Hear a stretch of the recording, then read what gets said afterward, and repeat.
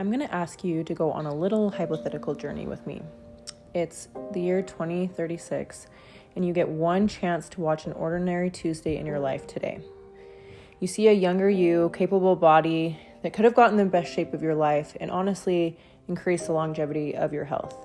A quiet morning where you could have deepened your relationship with your creator. Your kids are laughing, they're still little, squishy faces and still so innocent. Ideas that are in your head that are waiting to be built. Dreams that were quietly asking for your attention. But instead, you wake up and instinctively reach for your phone. Because before you know it, you've started your morning with anxiety and you're already set up to anxiously default to scrolling for the rest of the day. Now you're on the couch watching a stranger's get ready with me, wishing you had her home, her clothes, her life, and her body. And at what point did we become spectators in our own lives? And how do we stop being an audience member for everyone else's life and start creating a life that's meaningful to ourselves? Good morning. I just finished journaling. My kids are waking up. We've got bedhead. We're playing. I just had so many thoughts. Here's what's ironic is that it's halfway through 2026 and there's been a couple months for me that I've really struggled with overconsuming. And in January, I created this very mapped out vision board. I had all my goals written down in great detail of all the things that I wanted to accomplish this year, the habits I wanted to achieve, the body that I wanted to work towards, what I wanted my life to look and feel like. And I have Pinterest boards, I have social media folders with inspiration that I wanted to create and make it my own. I have like a notes app that like literally everything that I've written down that has come into my head, that those notes have literally gone and died there. Inspiration has literally been everywhere, and yet oddly I felt like uninspired. I thought like maybe like I just don't have the perfect game plan yet, or maybe I haven't perfected my ideas yet. So what did I do? I like consumed more. Let me get down, sis. I've consumed more. I've watched another creator. I've watched everyone else's life through my phone screen. I was doing this like all in the name of research, and I do think it is very important to find inspiration from others and find out what works for other people. There's a point that we need to stop and ask ourselves, like, what is our action plan?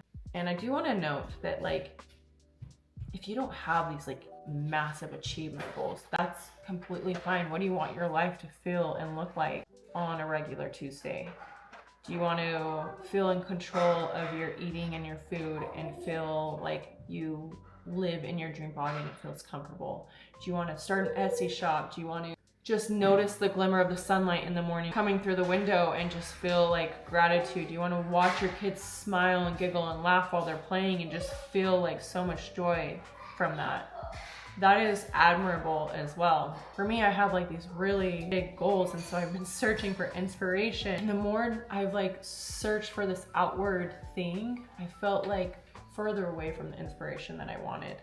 I think that there was just so much input that I couldn't hear my own thoughts. It took me a couple months to realize like I wasn't creatively stuck. I was just drowning in everyone else's lives. And if we aren't careful, we can get in this loop of like watching someone else's chapter 20 while we're on chapter 1 and not seeing like what it took for them to get there. They've been in it for 5 years and we just are barely starting, and so we start to feel incapable. And we aren't, by the way. I think that we are just starting to have so much come to us that we are starting to compare ourselves and our brains are overwhelmed. Yeah. Sometimes I think we have to get to the point where we just have to say enough is enough, and I don't want to spend my life consuming everyone else's ideas while mine never leave my head. I want to live a life where I'm creating far more than I'm consuming, because of all places I found this Pinterest quote, and it says that your diet is not just what you eat, it's what you watch, what you listen to, what you read, and the people that you hang around. Be mindful of the things that you put into your body emotionally, spiritually, and physically. And this idea comes from the thought that every single thing that we consume is shaping us. And it's either pulling us towards the person that we're trying to become or quietly pulling us away. And sometimes I wonder if I take this whole personal development thing too seriously. And after all, like, I'm in my 30s and some days I don't feel all that developed anyway. But then I think, why wouldn't I spend my life trying to stretch myself? And why wouldn't I keep trying to grow? Because one day I believe I'll see the person that I had the potential to become. I think one of the hardest parts about putting our phones down isn't the actual phone.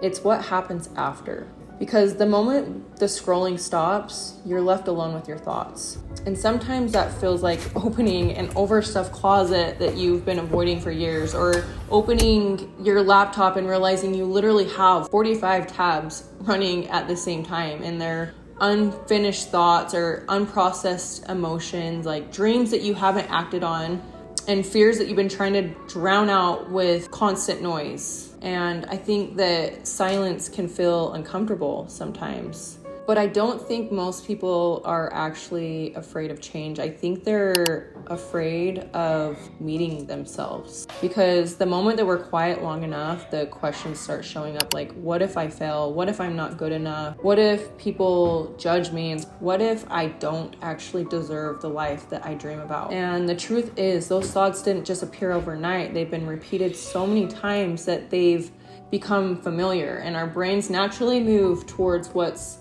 most familiar, even when what's most familiar is keeping us stuck.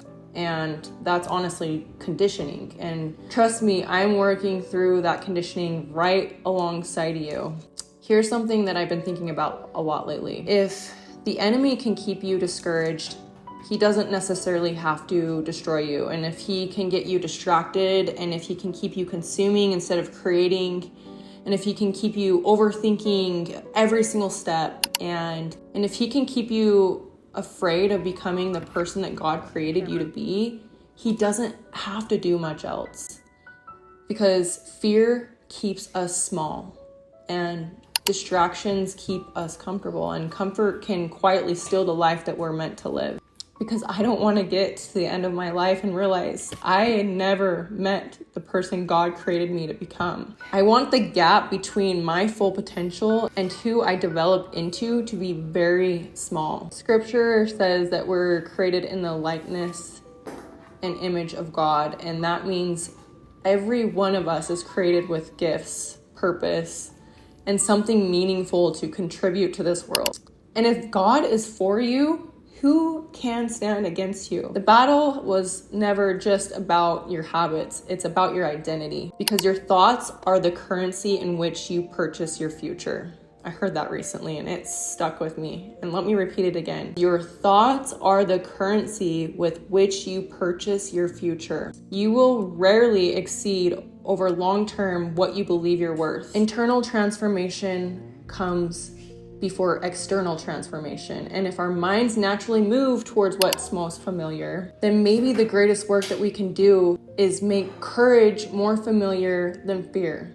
Because it's time to spend less of our lives watching everyone else become who they were created to be, and finally become who we were created to be ourselves. And here's the part that I don't think people talk enough about. Nothing changes until we're willing to sit in the silence long enough to hear what it's trying to tell us. Because on the other side of this discomfort and questions is clarity and direction and inspiration that we've been desperately trying to seek for. On the other side of facing yourself is the version of you that you've been avoiding becoming. And I think that's the real turning point. The moment that you stop running from your thoughts and start listening to them is the moment that you realize that your phone was never the problem. It was literally just the escape. And I've realized that that's been the thing for me when I turn to my phone and just scroll instead of doing what I know what I should do. And once you see that, you can't unsee it. Which means the question isn't just how do I spend less time on my phone? It becomes, what am I avoiding by staying on it? And more importantly, what could my life look like if I stopped avoiding it? One day your life will become the story that you're no longer alive to tell. And the question is, were you the audience? Or were you the author of the life God invited you to live?